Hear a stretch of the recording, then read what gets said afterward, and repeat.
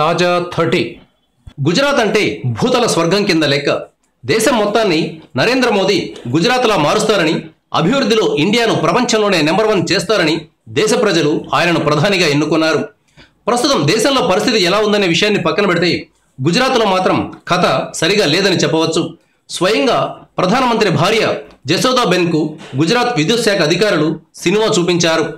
ఆదివారం ఆమె తమ బంధువుల ఇంట జరిగే పెళ్లి వేడుకకు హాజరయ్యారు. జసోదాబెన్ తన సోదరుడు అశోక్ కుమార్తో పాటు ఊంజా గుజరాత్ నుంచి సబర్మతి ట్రైన్లు ఆదివారం ఉదయం బ్యావర్ అనే ప్రాంతానికి చేరుకున్నారు. బంధువులతో పాటు ఆమె ఉదయం 10 గంటలకల్లా ఫిజా గార్డెన్ చేరుకున్నారు. ఈ సమయంలో ఆ నగరంలో విద్యుత్ సరఫరాకు అంతరాయం కలిగింది. అరగంట పాటు కరెంటు వస్తుందేమోనని ఆమె ఎదురు చూశారు. బంధువులు కూడా కరెంట్ ఆఫీస్కు ఫోన్ చేశారు. అయినా కరెంటు రాలేదు.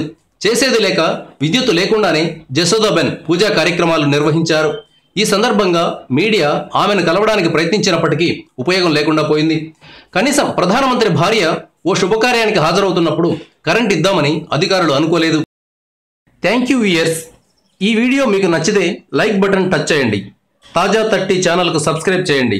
మీ మిత్రులకు షేర్ చేయండి.